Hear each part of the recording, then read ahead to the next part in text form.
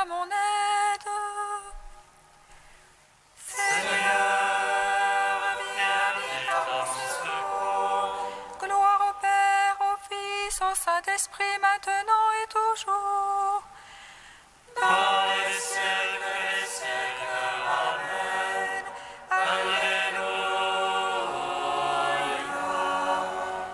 Roi du ciel, consolateur, Esprit de vérité, toi qui es partout présent, toi qui es omnipotent, trésor de grâce et donateur de vie, viens et demeure en nous.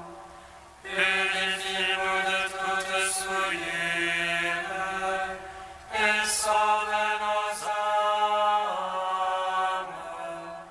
Toi qui es monté. Roi du ciel consolateur, Esprit de vérité, toi qui es partout présent, toi qui remplis tout, trésor de grâce et donateur de vie, viens et demeure en nous. Purifie-nous de toute souillure et sauve nos âmes. Toi qui es monté. Verbe coéternel au Père et à l'Esprit, toi qui es de la Vierge pour notre salut, nous te chantons, nous tes fidèles et t'adorons, Seigneur, car tu as bien voulu souffrir en montant sur la croix pour y subir la mort en ta chair et ressusciter les morts en ta sainte et glorieuse résurrection.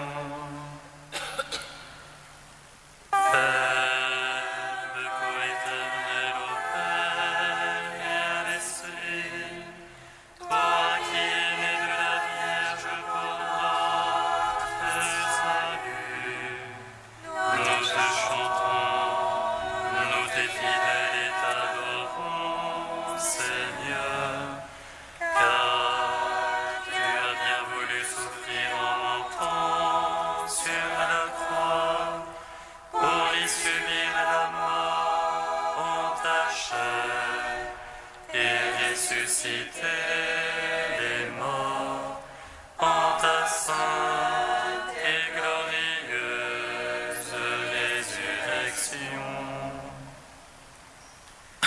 Verbe coéternel au Père et à l'Esprit, toi qui es né de la Vierge pour notre salut, nous te chantons, nous tes fidèles et t'adorons, Seigneur, car tu as bien voulu souffrir en montant sur la croix pour y subir la mort en ta chair et ressusciter les morts en ta sainte et glorieuse résurrection.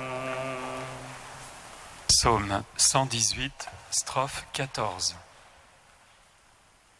Lumière sur ma route, ta parole, Seigneur. Lumière sur ma route, ta parole, Seigneur.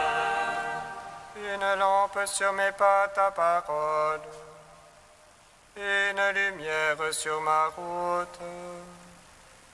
J'ai juré d'observer, je tiendrai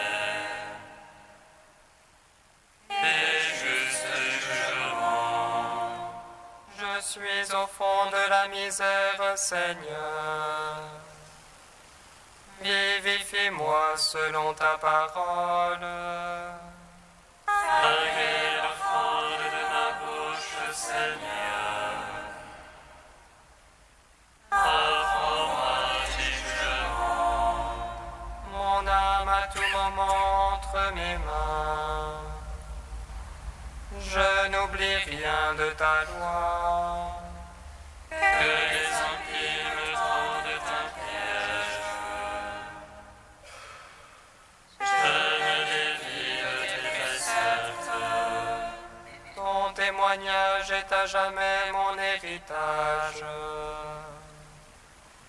Il est la joie de mon cœur.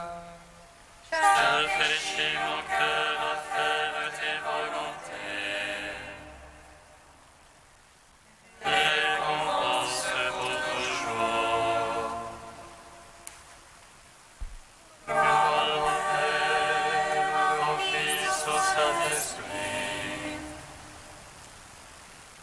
Ô les siècles des siècles. Amen. Lumière sur ma route, ta parole, Seigneur. Psaume 122. Les yeux levés vers toi, Seigneur. Tes serviteurs attendent ton retour. Tes yeux levés vers toi, Seigneur, tes serviteurs attendent ton retour. Vers toi j'ai les yeux levés, qui te tiens au ciel. Et voici comme les yeux d'esclaves vers la main de leur maître. Comme les yeux d'une servante vers la main de sa maîtresse. Ainsi nos yeux vers le Seigneur notre Dieu. Oh, qu'il nous traite en pitié. Pitié pour nous, Seigneur, pitié pour nous. Trop de mépris nous rassasie. Notre âme est par trop rassasiée. Des sarcasmes désatisfaits. Gloire au Père, au Fils, au Saint-Esprit. Ô les siècles des siècles. Amen.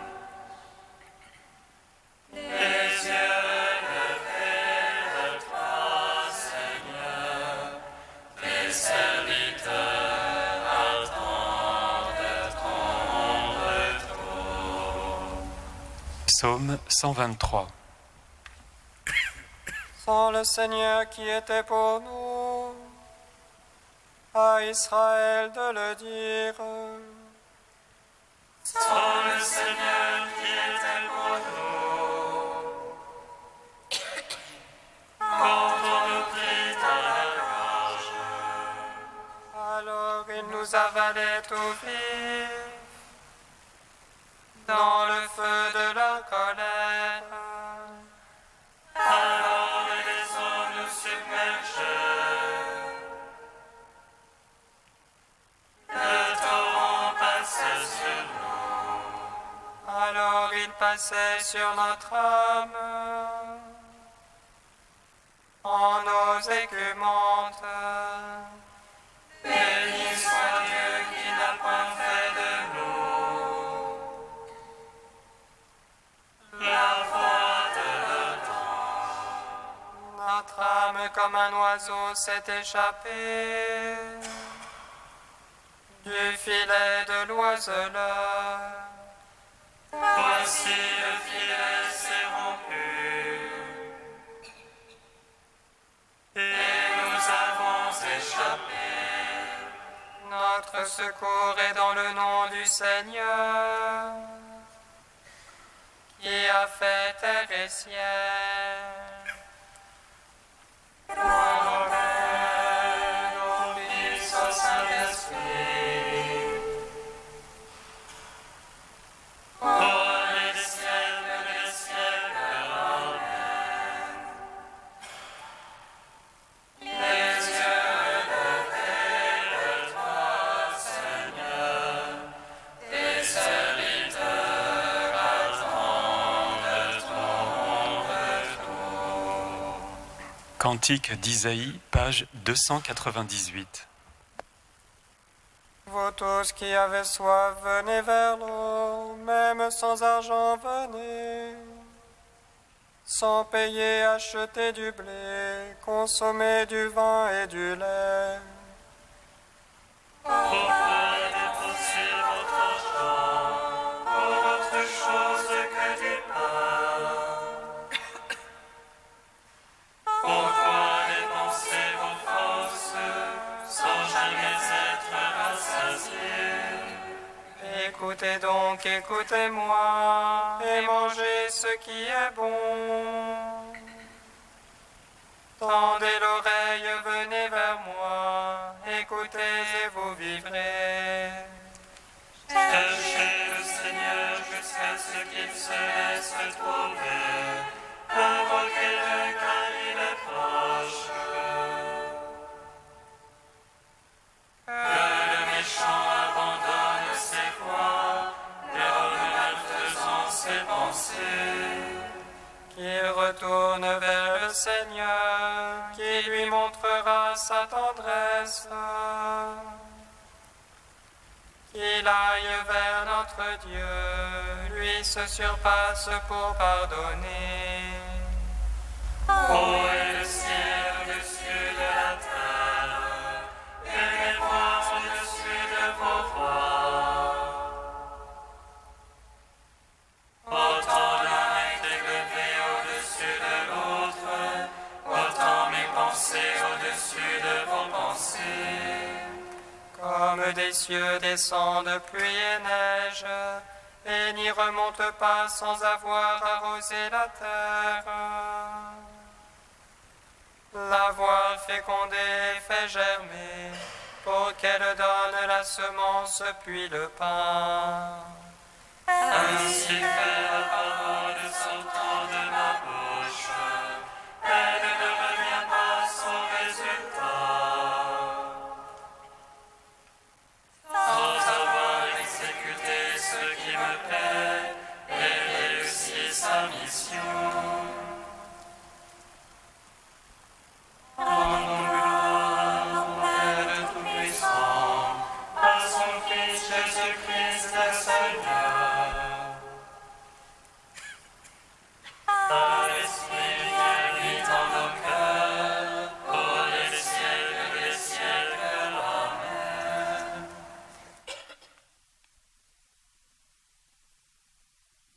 Du cardinal Martini.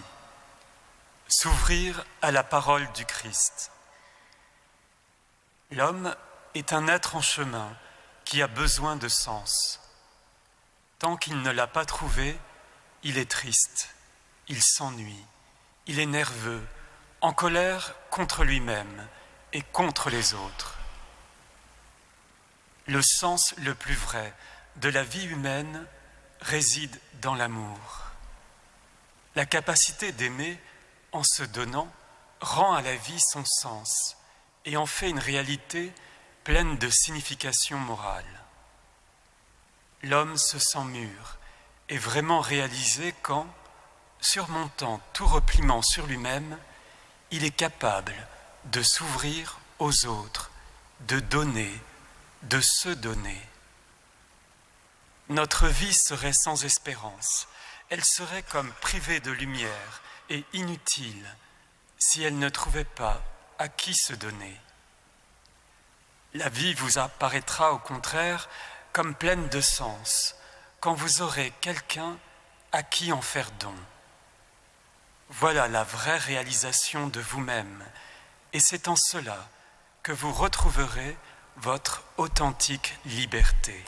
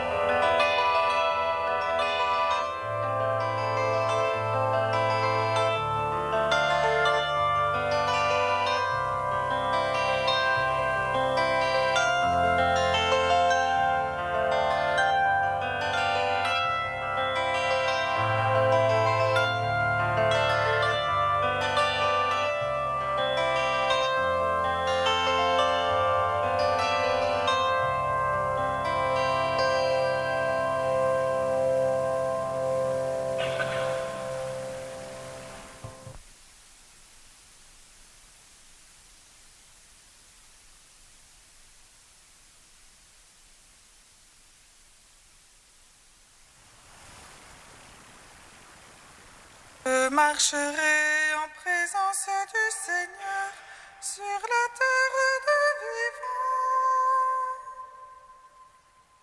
Je marcherai en présence du Seigneur sur la terre des vivants. Ne regarde pas en arrière, ne t'arrête nulle part dans la plaine.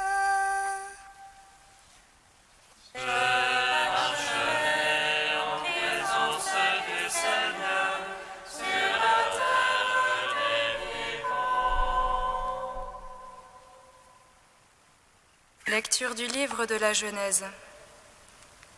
Au cours de la nuit, les gens de Sodome avaient attaqué les 2 voyageurs qui étaient venus chez Lot. À l'aurore, les 2 anges poussèrent Lot à fuir la ville en lui disant « Debout, prends ta femme et tes 2 filles qui sont chez toi, si tu ne veux pas périr toi aussi à cause des crimes de cette ville. » Comme il hésitait, ces hommes le saisirent par la main, ainsi que sa femme et ses 2 filles, parce que le Seigneur voulait l'épargner. Ils l'entraînèrent hors de la ville. Une fois sortis, ils lui dirent « Sauve-toi si tu tiens à la vie. Ne regarde pas en arrière. Ne t'arrête nulle part dans la plaine. Sauve-toi dans la montagne, si tu ne veux pas périr. » Lot leur dit « Non, je vous en prie, mes seigneurs, votre serviteur a trouvé grâce à vos yeux, et vous m'avez montré une grande miséricorde en me laissant la vie. Mais je n'ai pas le temps de me sauver dans la montagne. Le fléau va me rattraper et je mourrai. Voici une ville assez proche pour que je puisse y courir. Elle est si petite. Permettez que je m'y réfugie. Elle est si petite, et j'aurai la vie sauve. » Ils lui répondirent, « Pour te faire plaisir cette fois encore, je ne détruirai pas la ville dont tu parles. Vite, sauve-toi là-bas, car je ne puis rien faire avant que tu y sois arrivé. » C'est pour cela qu'on a donné à cette ville le nom de Soar, ce qui veut dire « petite ». Le soleil se levait sur le pays, et Lot entrait à Soar, quand le Seigneur fit tomber du ciel sur Sodome et Gomorrhe une pluie de soufre et de feu. Dieu détruisit ces villes et toute la plaine avec tous leurs habitants et toute la végétation. Or, la femme de Lot avait regardé en arrière, et elle était devenue une colonne de sel. Ce matin-là, Abraham se rendit à l'endroit où il s'était tenu en présence du Seigneur, et il porta son regard en direction de Sodome, de Gomorrhe et de toute la plaine. Il vit monter de la terre une fumée, semblable à celle d'une fournaise. Lorsque Dieu a détruit les villes de cette plaine, il s'est souvenu d'Abraham, et il a fait échapper Lot au cataclysme qui a détruit les villes où il habitait. Gloire et louange à toi, Alléluia.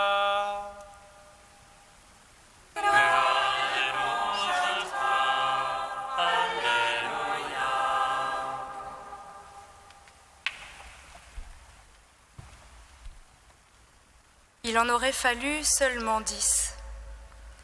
10 hommes, 10 justes auraient suffi pour que la ville ne soit pas détruite. Pourtant, grand était le cri qui s'est élevé contre elle à la face du Seigneur. C'est que celui qui est le maître, ami de la vie, ne prend pas plaisir à la mort du méchant.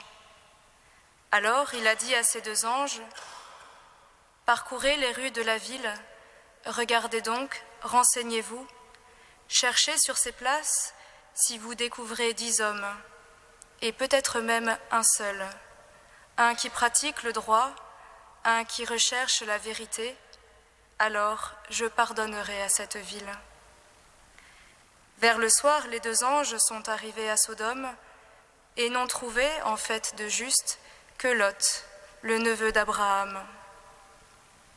Lot, assis à la porte de la ville, parmi les notables de la cité, et qui semble s'être un peu facilement accommodé du climat de péché qui y règne. Lot, qui offre aux voyageurs l'hospitalité et les défend au péril de sa vie. Lot, un homme partagé, ni tout à fait juste, ni franchement pécheur. Pas assez pécheur pour subir le châtiment réservé à la ville, pas assez juste pour empêcher que ce châtiment ne s'abatte sur elle. Lot, qui hésite et qui marchande, sauvé de force plus que de gré, presque malgré lui, et qui finalement s'arrête en cours de route, à bout de force et de confiance. Alors le Seigneur fit tomber du ciel sur Sodome et Gomorrhe une pluie de soufre et de feu, et de ces 2 villes il ne resta rien qu'un panache de fumée. Il y a là le premier enseignement que nous pouvons tirer de ce récit. Son caractère pittoresque, pour ne pas dire mythique, traduit cette intuition très forte que le péché de l'homme contient en lui-même, comme en germe, son jugement, qui est en fait son propre anéantissement, car le salaire du péché, c'est la mort. Et c'est cette réalité que traduisent la pluie de soufre et de feu, les eaux du déluge, la confusion des langues parmi les bâtisseurs de la tour de Babel. Réalité dont l'Apocalypse donne une vision saisissante. La non-consistance du mal, diviseur et divisé contre lui-même, et qui, malgré une apparence de toute puissance, ne peut se maintenir. Hélas, hélas, immense cité ô Babylone, cité puissante, car 1 heure a suffi pour que tu sois jugé. Mais allons plus loin. Au terme de cette tragique matinée, subsistent 2 groupes de rescapés. Lot et les siens, d'une part, sauvés parce que Dieu s'est souvenu d'Abraham, et la ville de Soar, d'autre part, épargnée simplement parce que Lot s'y est réfugié. Pour te faire plaisir, lui dit Dieu, je ne détruirai pas la ville dont tu parles. En somme, si Sodome et Gomorrhe périssent à cause de leurs péchés, ceux qui sont sauvés ne le sont pas à cause de leur propre justice, mais grâce à quelqu'un d'autre. Non, personne sur cette terre n'est assez juste pour payer à Dieu sa rançon. Il est coûteux le rachat de son âme. il manquera toujours pour que l'homme survive. Le prix exorbitant de notre salut, Dieu seul pouvait le payer par la mort de son Fils, Jésus-Christ, le seul juste. Broyé au creuset de la souffrance, éprouvé dans la fournaise de l'humiliation, il a justifié les multitudes. Par une mystérieuse loi de solidarité dans la rédemption, plus forte que cette chaîne de ténèbres qui liait l'humanité entière dans le péché, l'œuvre de justice d'un seul a procuré à tous une justification qui donne la vie. Frères et sœurs, décidément, cette histoire nous concerne au plus haut point, car nous sommes de ces pécheurs que la seule bonté de Dieu a graciés. Qu'allons-nous faire de cette grâce qui nous est accordée ? Aujourd'hui encore, écrit saint Jean Chrysostome, grâce à l'ineffable amour de Dieu pour les hommes, la piété n'est pas éteinte, et l'on peut trouver au cœur même des villes beaucoup de justes cachés, capables de fléchir Dieu. Oui, nous qui avons connu sa miséricorde, tenons-nous debout sur la brèche, devant Dieu, et implorons son salut pour chacun des habitants de cette ville de Paris.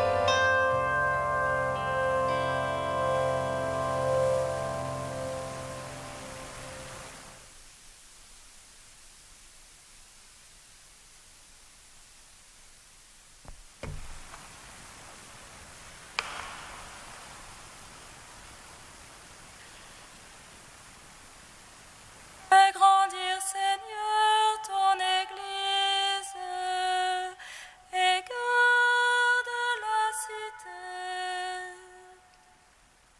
Fais grandir, Seigneur, ton Église et garde la cité. Seigneur, nous te prions pour tous les touristes qui visitent notre ville, qu'à travers sa beauté, ils soient éveillés à ta présence. Fais grandir, Seigneur, ton Église et garde la cité. Seigneur, nous te prions pour les personnes souffrantes de notre ville. Fais-nous proches d'elles par la prière et par une présence fraternelle à leur côté. Fais grandir, Seigneur, ton Église et garde la cité. Seigneur, nous te prions pour les responsables politiques de Paris. Que leur travail soit vécu en esprit de service, de don de soi pour l'ensemble des citoyens. Fais grandir, Seigneur, ton Église et garde la cité. Dieu Saint, Saint fort, Saint immortel, prends pitié de nous. Dieu saint, Saint fort, Saint immortel, prends pitié de nous. Dieu saint, Saint fort, Saint immortel, prends pitié de nous. Gloire au Père et au Fils et au Saint-Esprit, maintenant et toujours et dans les siècles des siècles. Amen. Saint immortel, prends pitié de nous. Dieu saint, Saint fort, Saint immortel, prends pitié de nous. Comme nous l'avons appris du Sauveur et selon son commandement, nous osons dire: Qui es aux cieux, que ton nom soit sanctifié, que ton règne vienne, que ta volonté soit faite sur la terre comme au ciel. Donne-nous aujourd'hui notre pain de ce jour. Pardonne-nous nos offenses, comme nous pardonnons aussi à ceux qui nous ont offensés. Et ne nous soumets pas à la tentation, mais délivre-nous du mal. Car c'est à toi qu'appartiennent le règne, la puissance et la gloire pour les siècles des siècles.